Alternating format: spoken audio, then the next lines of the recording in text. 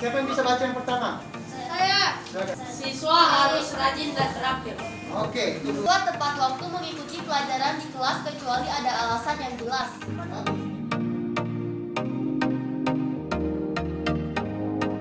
Assalamualaikum warahmatullahi wabarakatuh. Pada kesempatan ini, saya akan membagikan dokumentasi aksi nyata tentang implementasi budaya positif di sekolah. Implementasi ini secara umum dibagi menjadi 4 langkah yang terdiri dari pemaparan konsep kepada penanggung jawab sekolah, sosialisasi budaya positif kepada guru, implementasi budaya positif di sekolah, dan evaluasi terhadap implementasi budaya positif yang sudah dilakukan.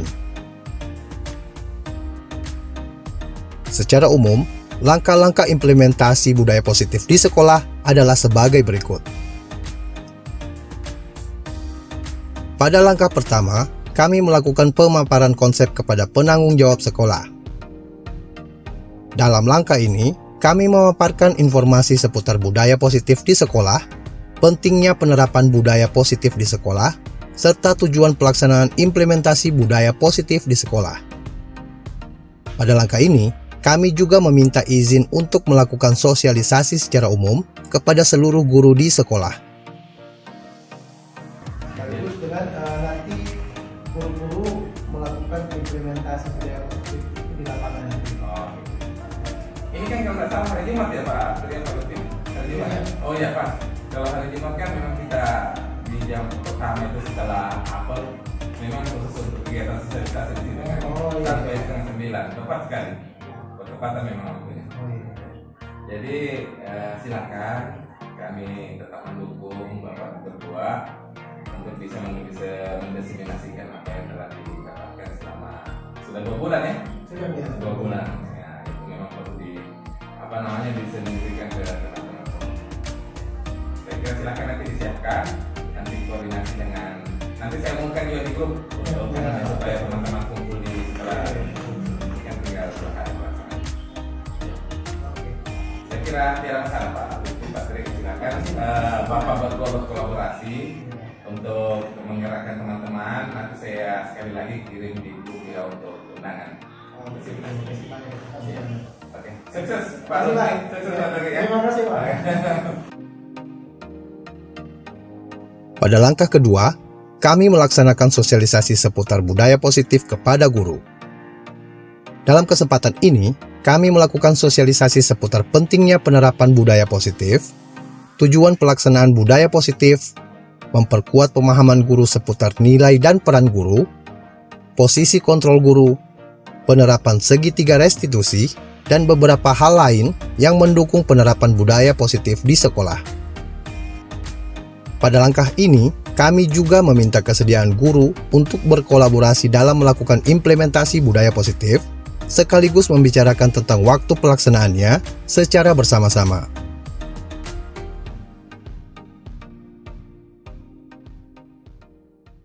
Assalamualaikum warahmatullahi wabarakatuh. Terima kasih atas kesempatan yang telah diberikan. Pada hari ini, saya akan membawakan materi yang sudah kami dapatkan dalam program Calon Guru Penggerak. Dalam kesempatan ini kami akan melakukan diseminasi tentang budaya positif. Nah, sebelum saya memulai apa saja yang dilakukan dalam budaya positif di sekolah, saya ingin memberikan pengantar terlebih dahulu tentang apa itu yang dimaksud dengan budaya positif. Jadi saya mulai. Untuk yang pertama, bagaimana disiplin positif dan nilai-nilai kebajikan secara universal. Di sini dalam catatan kami yang kami ambil sebagai resume, budaya positif merupakan perwujudan dari nilai-nilai atau keyakinan universal yang diterapkan oleh sekolah.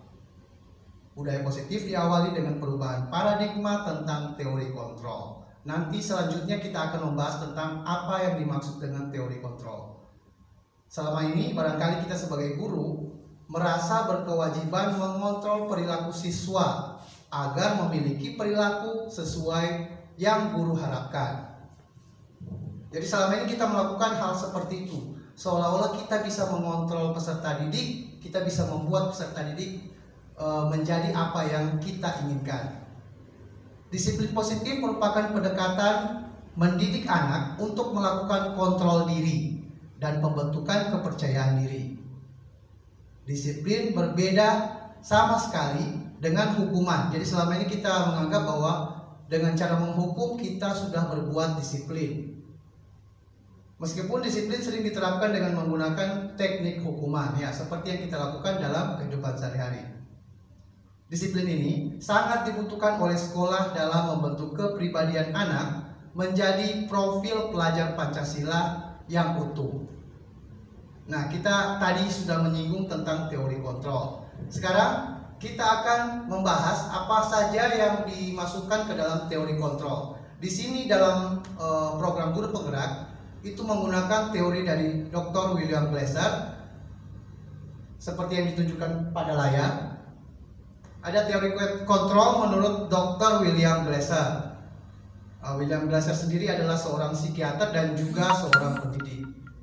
Dalam teori kontrolnya yang sekarang sudah berkembang dinamakan menjadi choice theory, meluruskan beberapa miskonsepsi tentang makna kontrol. Nah, di dalam teorinya ada 4 ilusi. Yang pertama adalah ilusi guru mengontrol murid. Jadi di sini seolah-olah guru bisa mengontrol murid. Kita lihat bagaimana deskripsinya. Pada dasarnya, kita tidak dapat memaksa murid untuk berbuat sesuatu jikalau murid tersebut memilih untuk tidak melakukannya. Seperti itu. Walaupun tampaknya guru sedang mengontrol perilaku murid, hal demikian terjadi karena murid sedang mengizinkan dirinya dikontrol. Jadi seolah-olah dia ikut, kita paham bahwa anak-anak itu sudah berhasil kita kontrol, padahal mereka hanya sedang mengizinkan dirinya untuk dikontrol. Saat itu, bentuk kontrol guru menjadi kebutuhan dasar yang dipilih murid tersebut. Teori kontrol menyatakan bahwa semua perilaku memiliki tujuan, bahkan terhadap perilaku yang tidak disukai. Ilusi yang kedua adalah ilusi bahwa semua penguatan positif, efektif, dan bermanfaat. Selama ini kita melakukan bujukan dengan kata-kata yang positif dan kita menganggap bahwa itu semua pasti akan bermanfaat. Penguatan positif atau bujukan adalah bentuk-bentuk kontrol. Segala usaha untuk mempengaruhi murid agar mengulangi suatu perilaku tertentu adalah suatu usaha untuk mengontrol murid tersebut. Dalam jangka waktu tertentu, kemungkinan murid akan menyadarinya dan kemudian mencoba untuk menolak bujukan kita. Jadi kalau kita selama ini membujuk siswa, suatu saat mereka akan sadar dan tidak akan menerima bujukan kita lagi. Dan murid sudah berusaha untuk menghindar dari ketergantungan kepada pendapat sang guru. Jadi ini sudah sering kita lakukan. Menurut teorinya bahwa ilusi kalau dikatakan kita lakukan melalui bujukan, suatu saat bujukan itu tidak akan bermanfaat lagi. Nah, yang ketiga, ilusi bahwa kritik dan membuat orang merasa bersalah dapat menguatkan karakter. Mungkin kita pernah membuat peserta didik kita merasa bersalah dengan kata-kata seperti kamu tidak kasihan dengan orang tua di rumah, kamu tidak kasihan dengan wali kelasmu.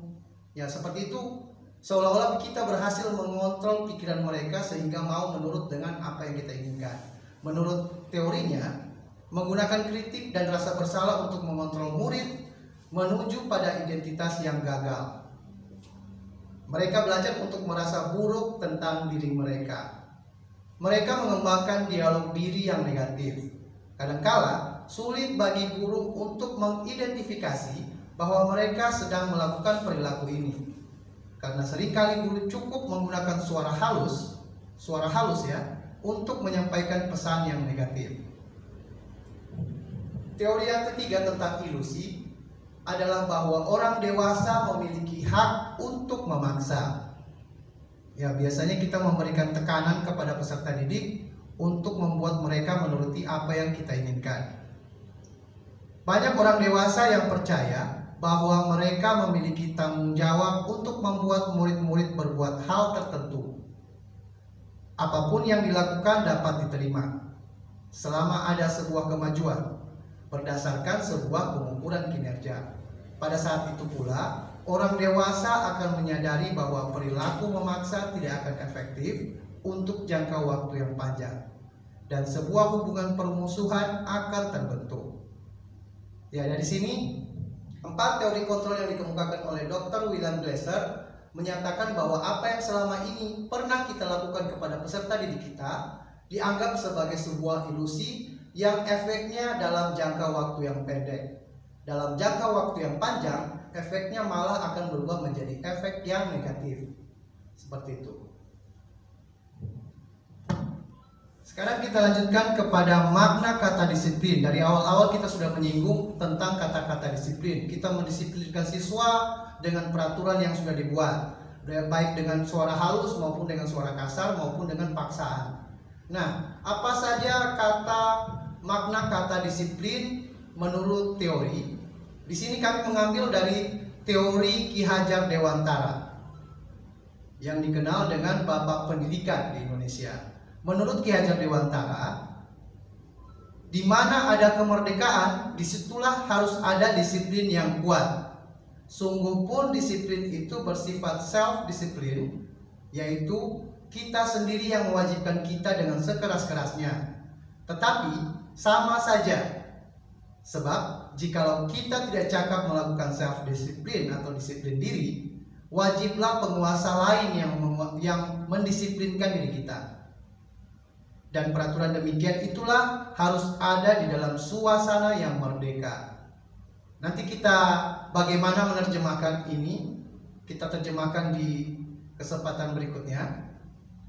Adapun definisi kata merdeka menurut Ki Hajar adalah merdeka itu artinya tidak hanya terlepas dari perintah, akan tetapi juga cakap buat memerintah diri sendiri.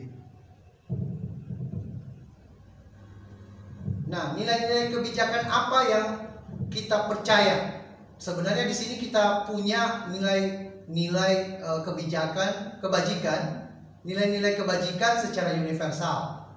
Nah, karena kita di sini mengembangkan profil pelajar Pancasila, kita ambil sorotan pada profil pelajar Pancasila. Nilai kebajikan dalam profil pelajar Pancasila adalah nilai. Di sini pengertiannya adalah nilai kebaikan memiliki arti yang mengacu pada sikap baik yang dapat ditunjukkan dengan melalui keramahan, kemurahan hati, dan perhatian orang lain pada dan diri sendiri. Nilai-nilai tersebut terdiri dari beriman, bertakwa kepada Tuhan Yang Maha Esa dan berakhlak mulia, mandiri, bernalar kritis, berkebinekaan global, bergotong royong, dan kreatif. Nilai-nilai dalam profil pelajar Pancasila inilah yang sedang dikembangkan dan digaungkan untuk dimasukkan ke sekolah-sekolah. Sudah sering kita kenal dengan apa saja nilai-nilai di dalam profil pelajar Pancasila. Sekarang kita akan berpindah pada bagaimana motivasi perilaku manusia. Ya, karena dalam melakukan sesuatu, setiap orang pasti memiliki motivasinya tersendiri. Kita bahas dulu bagaimana motivasi perilaku manusia. Nanti akan kita hubungkan pada akhirnya apa hubungan antara motivasi perilaku manusia dan budaya positif di sekolah kita nanti. Kita pindah ke teori motivasi terlebih. Diana Gossen dalam bukunya Restructuring School Discipline menyatakan ada 3 motivasi perilaku manusia. Yang pertama adalah untuk menghindari ketidaknyamanan atau hukuman. Jadi kita semua tahu bahwa ada motivasi orang tertentu berbuat baik untuk menghindari hukuman. Ada yang ingin cari aman supaya tidak terganggu. Nah, itu adalah teori motivasi yang pertama. Motivasi perilaku manusia. Yang kedua adalah untuk mendapatkan imbalan atau penghargaan dari orang lain. Jadi motivasi ini bisa dilakukan dengan tulus maupun dengan paksaan dari diri sendiri. Kita berbuat baik supaya dapat penghargaan dari orang lain, atau anak-anak menjadi sopan karena dia ingin dihargai oleh gurunya dan ingin mendapatkan penghargaan dari teman-temannya. Yang ketiga, untuk menjadi orang yang mereka inginkan dan menghargai diri sendiri dengan nilai-nilai yang mereka percaya. Tentunya kalau kita melihat 3 motivasi ini, kita pasti akan mengarah ke pilihan yang ketiga, bahwa motivasi yang terbaik adalah motivasi yang berasal dari diri sendiri dengan nilai-nilai kebajikan yang mereka percaya. Oke, bagaimana hubungan antara teori motivasi? Biasanya dari motivasi ini ada yang namanya, kalau kita lihat poin pertama di sini. Poin pertama di sini adalah untuk menghindari ketidaknyamanan atau hukuman. Yang kedua, untuk mendapatkan imbalan ataupun penghargaan. Sekarang kita lihat bagaimana efek dari penghargaan. Apakah penghargaan itu selalu berdampak positif? Selama ini kan kita selalu memberikan reward and punishment. Kita menganggap bahwa reward itu, penghargaan itu akan memberikan motivasi kepada anak-anak untuk semakin berkembang. Kita lihat dulu bagaimana teori-teorinya. Ada istilah dihukum oleh penghargaan. Bagaimana teori penghargaan itu dapat merusak peserta didik itu sendiri. Ada pengaruh jangka pendek dan ada pengaruh jangka panjangnya. Tentunya kita tahu kalau jangka pendek, siswa akan senang atau murid akan senang dengan penghargaan yang kita berikan. Ada penghargaan yang tidak efektif. Kita semua pasti tahu yang bagaimana itu penghargaan yang tidak efektif, tidak sesuai dengan apa yang sebenarnya kita harapkan. Yang ketiga adalah penghargaan yang dapat merusak hubungan. Oke, kita berikan penghargaan, malah justru penghargaan itu sendirilah yang nantinya akan merusak hubungan. Penghargaan mengurangi ketepatan. Penghargaan mengurangi ketepatan ini sudah dilakukan penelitian bahwa pada anak-anak yang diberikan penghargaan cenderung pada jangka panjang malah akan berbuat tidak tepat atau malah menyimpang. Seperti itu. Ada penghargaan yang menurunkan kualitas. Ya, sering-sering diberi penghargaan malah kualitasnya akan menurun. Ada penghargaan yang mematikan kreativitas.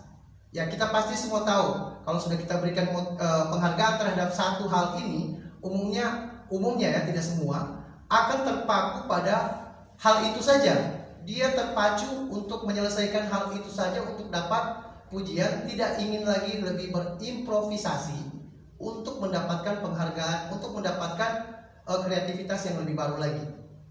Dan ada penghargaan yang menghukum. Nanti kita akan bahas bagaimana penghargaan yang menghukum ini, yang setelah kita berikan penghargaan cenderung malah membuat orang yang mendapat penghargaan itu merasa terhukum. Seperti itu.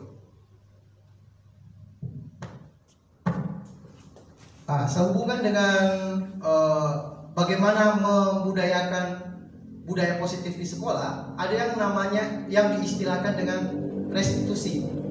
Nah, sebelum kita bahas tentang restitusi secara mendalam, ada dikenal juga yang namanya segitiga restitusi. Kita bahas dulu apa yang dimaksud dengan teorinya terlebih dahulu. Yang bagaimana itu teori restitusi. Saya bacakan terlebih dahulu bagaimana pendapat Gosser tahun 2004 tentang restitusi itu sendiri. Restitusi adalah proses menciptakan kondisi bagi murid untuk memperbaiki kesalahan mereka, sehingga mereka bisa kembali pada kelompok mereka dengan karakter yang lebih kuat. Menurut Gosser, masih menurut teori Gosser juga, restitusi juga adalah proses kolaboratif yang mengajarkan murid untuk mencari solusi terhadap masalahnya.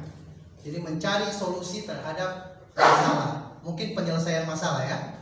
Kita lihat lagi selanjutnya. Dan membantu murid berpikir tentang orang seperti apa yang mereka inginkan dan bagaimana mereka harus memperlakukan orang lain.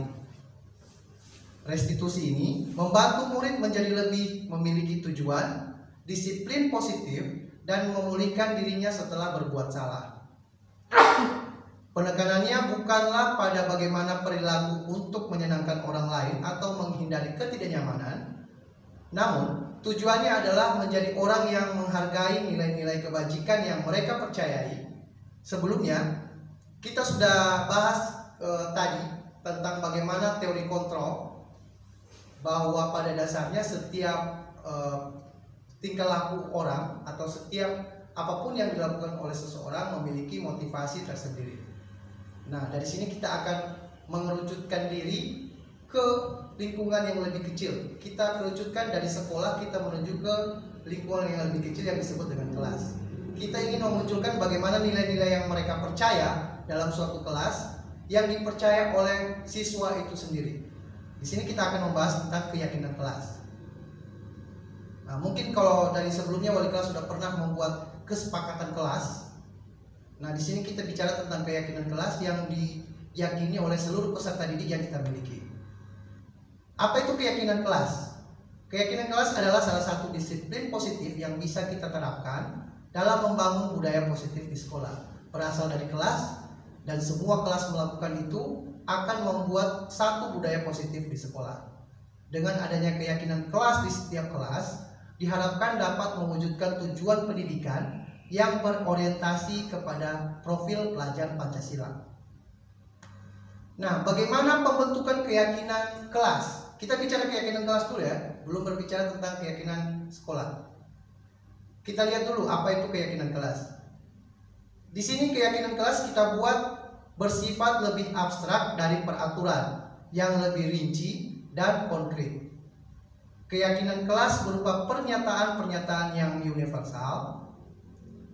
Pernyataan keyakinan kelas senantiasa dibuat dalam bentuk yang positif. Jadi bukan contoh kalimatnya misalnya begini, tidak boleh keluar masuk gitu. Kita ambil kata-kata yang positif. Misalnya, setiap siswa tetap berada di kelas selama pembelajaran berlangsung. Dibanding dengan kalimat tadi, tidak boleh keluar masuk selama pembelajaran berlangsung. Seperti itu. Yang berikutnya adalah keyakinan kelas hendaknya tidak terlalu banyak sehingga mudah diingat dan dipahami oleh seluruh warga kelas. Kalau terlalu banyak mungkin sulit untuk diingat setiap itemnya. Keyakinan kelas sebaiknya sesuatu yang dapat diterapkan di lingkungan tersebut, disesuaikan dengan kondisi kelasnya. Kemudian, semua warga kelas hendaknya ikut berkontribusi dalam pembuatan keyakinan kelas lewat kegiatan curah pendapat. Jadi dalam membuat keyakinan kelas, semua peserta didik dimintai apa keyakinan mereka tentang bagaimana nilai-nilai kebijakan yang mereka pahami terhadap diri seorang siswa. Bagaimana seorang siswa misalnya harus bersikap di kelas atau dalam menghadapi orang yang lebih tua seperti guru mereka atau menghadapi tamu yang masuk ke kelasnya. Jadi mereka dimintai pendapat sehingga mereka menganggap bahwa keyakinan itu adalah keyakinan yang mereka miliki bersama. Dan yang berikutnya adalah bersedia meninjau kembali keyakinan kelas dari waktu ke waktu. Ya, sama halnya misalnya dengan undang-undang ada yang namanya amandemen. Jadi keyakinan kelas disesuaikan dengan kebutuhan waktunya. Pada saat itu kita bisa meninjau kembali keyakinan tersebut. Bagaimana langkahnya membuat keyakinan kelas? Di sini saya sudah merangkum sedikit tentang bagaimana langkah membuat keyakinan kelas. Yang pertama adalah mempersilakan warga sekolah. Di sini kita bicara kelas, berarti warga kelas, untuk bercurah pendapat tentang peraturan yang perlu disepakati di kelas. Jadi kita minta kepada mereka bagaimana yang mereka yakini tentang aturan yang perlu kita sepakati sama-sama. Yang kedua, mencatat semua masukan-masukan tersebut di papan tulis boleh, atau kita menggunakan slide PowerPoint boleh. Kita tampilkan secara keseluruhan supaya bisa dibaca oleh seluruh peserta didik yang ada di kelas. Yang berikutnya, menyusun keyakinan kelas sesuai prosedur pembentukan keyakinan kelas yang tadi kita sebutkan. Kita ganti kalimat-kalimat yang bentuknya negatif menjadi bentuknya positif. Jadi kalau ada kata-kata yang dilarang atau misalnya tidak boleh, kita ubah itu menjadi kalimat-kalimat yang positif. Ya, saya pikir semua pasti tahu cara mengubah kalimat tersebut. Yang keempat adalah meninjau kembali daftar curah pendapat yang sudah dicatat tadi. Kita bacakan kembali bisa, kita minta anak-anak untuk membaca kembali boleh. Jadi supaya mereka bisa membaca kembali sebelum ini kita tetapkan. Kemudian semua warga kelas dipersilakan untuk meninjau ulang dan menyetujuinya dengan menandatangani keyakinan kelas tersebut termasuk guru dan semua murid. Jadi dalam hal ini, semua yang sudah disepakati tadi, keyakinan kelas tadi, itu ditandatangani, diberikan pengakuan, misalnya lewat tanda tangan, oleh gurunya dan oleh peserta didiknya. Kalau itu misalnya diwakilkan kepada setiap kelompok, berarti ketua kelompok yang menandatangani, yang dimana ketua kelompok itu adalah perwujudan aspirasi dari anggota kelompoknya, seperti itu. Kemudian keyakinan kelas tadi selanjutnya dilekatkan ke dinding kelas di tempat yang mudah dilihat oleh semua warga kelas. Jadi kalau kita berbicara dalam skala yang lebih besar, misalnya keyakinan sekolah, berarti keyakinan sekolah itu kemudian dicetak, kemudian ditempel pada tempat-tempat yang mudah dibaca dan dilihat oleh seluruh warga sekolah. Seperti itu. Nah, di sini saya akan berikan 3 contoh sesuai kadarnya. Ada contoh bagaimana keyakinan kelas 1, bagaimana keyakinan kelas 5 SD misalnya, dan bagaimana keyakinan kelas 7 sudah di tingkat SMP. Kalau keyakinan kelas 1, di situ contoh kalimatnya bisa dilihat. Setiap anggota kelas perlu belajar. Jadi bahasanya bahasa sederhana sesuai dengan pemahaman anak tersebut. Setiap anggota kelas perlu senang. Ya seperti itulah kehidupan anak-anak kelas 1 SD. Setiap anggota kelas perlu melakukan tugas. Ya, bahasanya tetap sederhana, dibuat sesederhana mungkin sesuai dengan pemahaman peserta didik. Dan selanjutnya setiap anggota kelas harus selalu saling menghargai. Setiap anggota kelas perlu merasa aman. Jadi masih dalam kalimat-kalimat yang sederhana dan masih sangat mudah untuk dimengerti. Bagaimana keyakinan kelas 5? Kita bandingkan antara kelas bawah dan kelas atas. Yang pertama, selalu bersikap positif. Nah, kalimatnya sudah mulai naik levelnya. Senantiasa menjadi diri terbaik.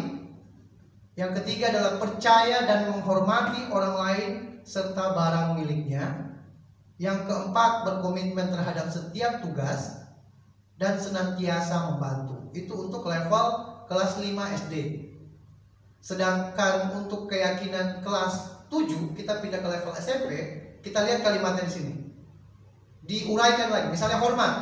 Kami meyakini bahwa sangat penting untuk menghormati semua orang dan barang milik orang lain. Jadi kalimatnya di sini sudah dibuat lebih kompleks sesuai dengan pemahaman peserta didik kelas 7. Sesuai dengan tingkat pemahamannya. Jadi kalimatnya dibuat seperti itu. Kemudian bekerja. Di situ ada deskripsinya lagi.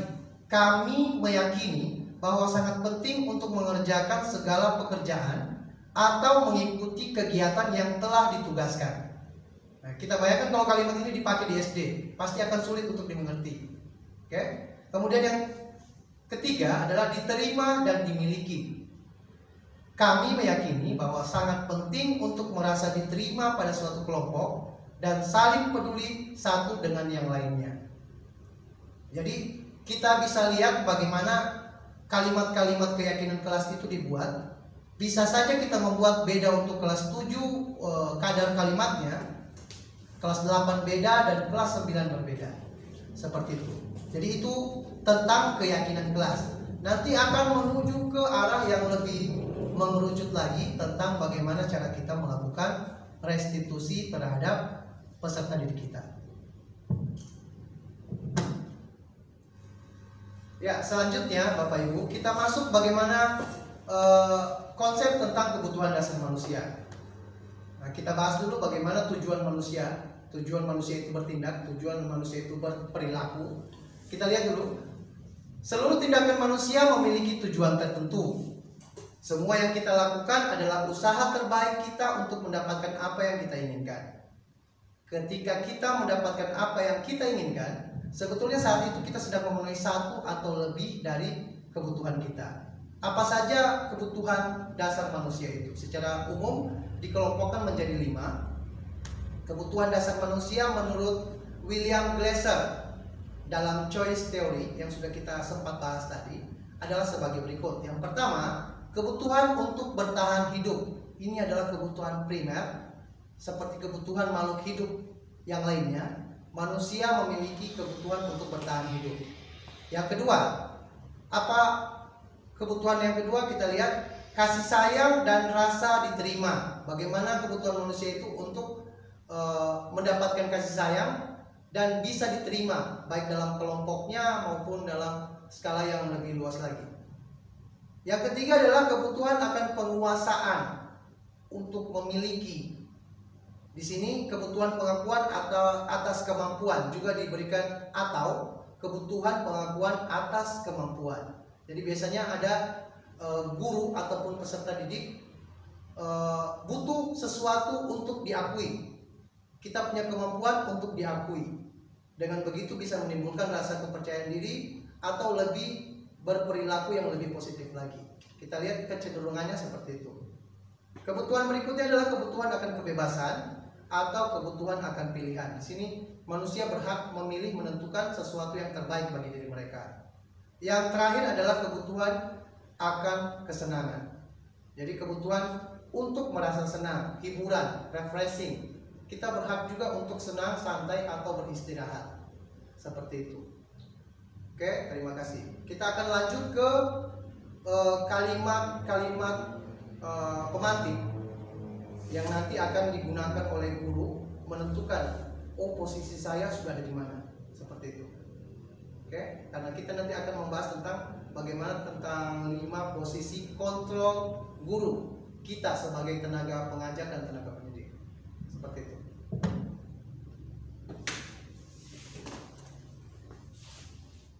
Oke, sekarang kita masuk ke bagian yang terakhir tentang bagaimana segitiga restitusi.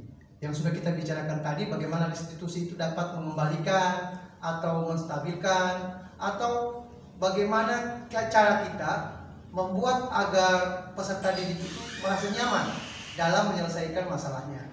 Sekarang kita lihat dulu bagaimana segitiga restitusi itu. Apa saja isi dari segitiga restitusi itu. Jadi saya akan perlihatkan tabel di mana langkah-langkahnya dan bagaimana sebenarnya teori kontrolnya dari segitiga restitusi itu. Yang pertama dalam segitiga restitusi yang paling dasar, yang paling basic adalah menstabilkan identitas, stabilize the identity. Di sini teori kontrolnya adalah bahwa kita semua akan melakukan hal terbaik yang bisa kita lakukan. Itu. Yang kedua adalah validasi tindakan yang salah. Dalam validasi tindakan yang salah itu, dalam teori kontrolnya adalah bahwa setiap manusia dalam melakukan suatu tindakan pasti memiliki alasan. Yang ketiga adalah menanyakan keyakinan. Jadi ini bisa kita katakan sebagai langkah-langkah. Step pertama adalah menstabilkan identitas dulu. Step kedua adalah validasi tindakan yang salah. Baru ke step terakhir, apabila 2 langkah tadi berhasil, step terakhir adalah menanyakan keyakinan. Dalam teorinya adalah bahwa kita semua memiliki motivasi internal dalam melakukan sesuatu hal. Seperti itu. Nah, kalau kita gambarkan dalam bentuk segitiga, kita sudah menyebutnya sebagai segitiga. Yang paling basic itu, yang paling dasar kalau kita lihat adalah menstabilkan identitas. Karena itu adalah langkah pertama yang perlu kita lakukan dalam merangkul peserta didik atau merangkul siswa tadi dalam memecahkan masalahnya. Dan yang kedua adalah validasi tindakan yang salah. Kita lihat di sisi kanannya, validasi tindakan yang salah. Kita bisa memberikan pertanyaan-pertanyaan seperti, kamu tentu punya alasan mengapa melakukan itu. Yang kedua, adakah cara yang lebih efektif untuk mendapatkan apa yang kamu butuhkan? Seperti itu. Jadi langkah pertama kita lakukan dengan menstabilkan identitas dulu. Seperti ini pertanyaannya, kita lihat. Setiap orang pasti melakukan kesalahan. Kamu bukan satu-satunya yang pernah melakukan ini. Ya, semua orang punya satu titik melakukan kesalahan. Seperti itu. Sedangkan langkah yang ketiga kita lihat pada sisi yang sebelah kiri adalah menanyakan keyakinan. Ini adalah langkah terakhir untuk masuk ke pintu penyelesaian masalah. Contoh kalimat di sini ada dituliskan keyakinan kelas apa yang telah kita sepakati. Ini sudah terkoneksi dengan keyakinan kelas yang sudah kita buat tadi. Setelah kita membuat keyakinan kelas, ada siswa yang melanggar, kita lakukanlah step-step dari segitiga restitusi ini. Keyakinan apa yang sudah kita sepakati kemarin? Sudah tahu kan? Kita lihat kesepakatan kembali yang sudah ditempel tadi, misalnya yang sudah ditandatangani tadi bersama-sama. Atau pertanyaan kedua, kamu ingin menjadi orang yang seperti apa? Kalau dia sudah melakukan tindakan kesalahan apa, kita sudah berikan 2 langkah tadi, kita bisa tanyakan kembali ke dia. Kira-kira kamu mau yang seperti apa? Kamu maunya yang menjadi orang yang seperti apa sesuai keinginanmu? Kira-kira sesuai tidak dengan nilai-nilai kebijakan yang kamu yakini? Nah, saya dan teman-teman juga sudah membuat bagaimana video simulasi tentang penerapan segitiga restitusi ini. Dan nanti akan kami putarkan video tentang cara melakukan segitiga restitusi. Dalam video itu sudah dipisahkan step by step. Dalam video itu juga menyediakan 2 contoh kasus. Jadi contoh kasus pertama, siswanya misalnya terlambat. Dalam contoh kasus kedua, misalnya siswanya menggunakan atribut yang tidak sesuai dengan atribut sekolah. Kita lakukan langkah-langkah restitusi, bukan langsung membacakan pasal berapa yang dilanggar, hukuman apa yang pantas untuk siswa yang melanggar, bukan seperti itu. Tapi kita lakukan dulu teori restitusi seperti ini. Oke. Kita lihat dulu, yang dalam sisi 1 kita berikan sedikit penjelasan saja. Ada kalimat-kalimat pertanyaan atau kalimat-kalimat pernyataan yang menunjukkan bahwa kita sedang melakukan langkah pertama dalam segitiga restitusi itu yang paling basic, yaitu menstabilkan identitas. Contoh-contoh kalimatnya. Tujuan dari bagian pertama dari segitiga restitusi itu adalah mengubah identitas anak dari orang yang gagal karena tadi melakukan kesalahan menjadi orang yang sukses. Contohnya adalah kalimat-kalimat seperti ini.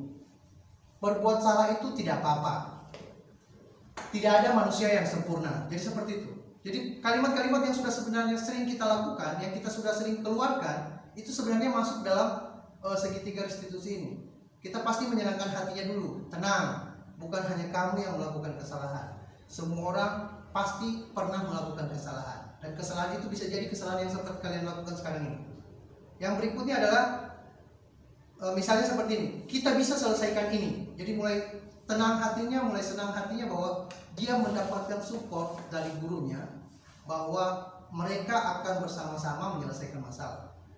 Misalnya kamu berhak merasa begitu. Misalnya dia tidak merasa bersalah karena menggunakan atribut yang tidak sesuai dengan atribut sekolah. Kita bisa sampaikan seperti itu.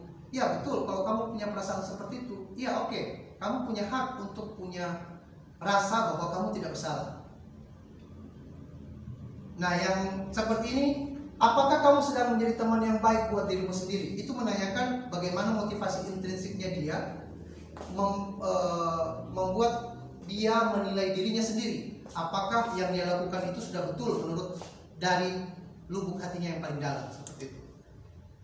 Untuk yang kedua adalah validasi tindakan yang salah. Kita bisa lihat contoh-contoh pertanyaannya seperti apa. Yang pertama, padahal kamu bisa melakukan yang lebih buruk dari ini ya. Jadi kita menganggap, kita membuat bahwa dia merasa bahwa kesalahan dia yang dia lakukan sekarang tidak lebih parah dari kemungkinan yang terjadi nanti. Misalnya adalah yang lebih parah lagi. Kita yakinkan dia bahwa itu masih bisa kita selesaikan. Yang kedua, kamu pasti punya alasan untuk melakukan itu. Oke, biasa ini ya, sering kita lakukan, sering kita gunakan bahasa ini. Kamu patut bangga pada dirimu sendiri karena kamu telah melindungi sesuatu yang penting buatmu. Jadi kita berikan motivasi positif buat dia bahwa kesalahan itu tidaklah mutlak berisi seluruh kesalahan. Ada hal-hal yang positif dari apa yang dia lakukan. Seperti itu. Yang berikutnya adalah kamu boleh mempertahankan sikap itu, tapi kamu harus menambahkan sikap yang baru. Jadi jelas kalimat-kalimat seperti ini malah memberikan motivasi yang positif, tidak langsung menyalahkan secara mutlak. Dari ada kesalahan yang dia buat tadi, di dalamnya ada unsur yang masih lebih positif dibanding dia melakukan hal yang lebih parah lagi dari kesalahan yang dia lakukan sekarang. Kita lihat lagi langkah yang ketiga dari segitiga restitusi, menanyakan keyakinan, dan ini sangat berguna apabila dua langkah tadi sudah dilalui dengan sukses. Langkah ketiga sepertinya akan menuju hal-hal yang berhasil, yang positif, akan mengarahkan peserta didik tadi menjadi pribadi yang positif. Apabila dua langkah tadi berjalan sukses, kita lakukan dengan sukses. Nah, ketika identitas sukses telah tercapai pada langkah 1 maupun langkah 2, maka anak akan siap dihubungkan dengan nilai-nilai yang dia percaya dan berpindah menjadi orang yang dia inginkan seperti apa. Jadi pertanyaan-pertanyaan seperti ini, kita lihat contohnya, itu akan menghubungkan dengan keyakinan kelas atau keluarga atau sekolah yang sudah kita buat tadi. Nah, contoh, apa yang kita percaya sebagai kelas atau keluarga. Jadi kita kembalikan dia menuju keyakinan kelas yang sudah dibuat tadi.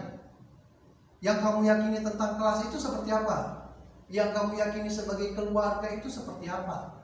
Yang kamu yakini sebagai peserta didik SMP 1 Palu yang baik itu seperti apa? Lewat ini kita bisa menghubungkan dan dia kembali memanggil, dia recall kembali memorinya bahwa yang seperti inilah seorang siswa yang ideal menurut saya. Yang kedua, apa nilai-nilai umum yang telah kita sepakati? Jadi keyakinan kelas yang sudah kita buat tadi itu, sudah kita sepakati tadi itu, kita panggil kembali dalam memori dia, baru dia mulai, oh seperti ini ternyata. Oke, seperti ini yang harus saya lakukan, seperti ini saya harus bersikap. Apa bayangan kita tentang kelas yang ideal? Jadi dia memanggil kembali memori kelas yang ideal seperti apa, kemudian dia akan berupaya untuk menyesuaikan diri supaya dia menjadi bagian dari kelas ideal seperti yang dalam pikiran dia, seperti itu. Dan kamu mau jadi orang yang seperti apa? Ini pertanyaan yang sering kita gunakan, tapi umumnya kita gunakan untuk hal-hal yang sifatnya menekan. Misalnya, kamu jadi orang yang bagaimana? Bagaimana maumu? Apa maumu sekarang? Biasanya dengan sudut pandang yang lain kita menggunakan kalimat ini seolah-olah menekan peserta didik. Tapi kalau dalam segitiga restitusi, bagian yang terakhir, bagian langkah terakhir, kita bisa menggunakan kalimat ini untuk menghubungkan keyakinan dia terhadap keyakinan atau nilai-nilai kebajikan yang sudah ada disepakati sebelumnya, sehingga dia akan berusaha untuk menyesuaikan diri menjadi itu, menjadi orang-orang yang seharusnya diyakini dalam kelas ideal, ya, bagaimana idealnya, seperti itu. Oke, jadi untuk penyampaian kami setelah segitiga restitusi, kami anggap ya penyampaian diseminasi ini cukup. Nanti kita akan buka sesi tanya jawab. Dengan begitu kami tutup dulu presentasi ini.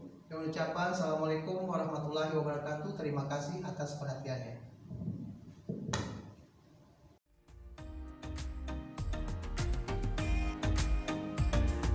Pada langkah ketiga, implementasi budaya positif dilaksanakan. Langkah ini merupakan langkah eksekusi di mana seluruh guru mengimplementasi apa yang telah didapatkan bersama. Implementasi ini berupa kegiatan budaya positif di dalam dan di luar kelas.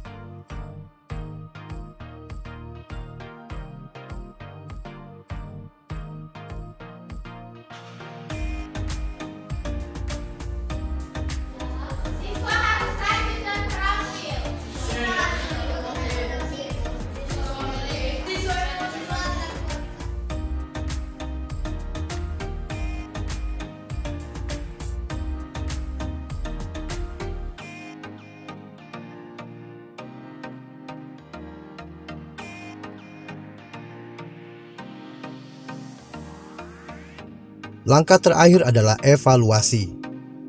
Langkah ini merupakan langkah di mana kami melakukan evaluasi tentang hal-hal yang sudah dan belum terlaksana.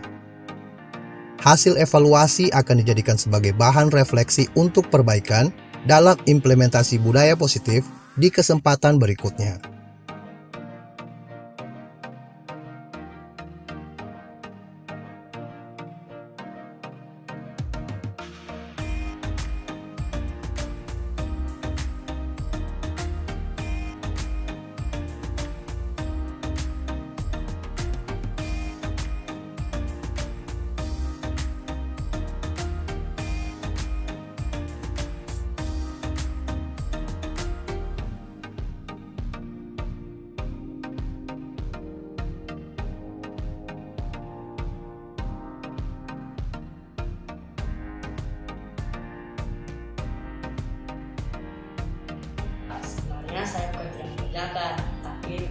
lupa. Begini nak, lupa itu hal biasa. Semua orang pasti mengalami.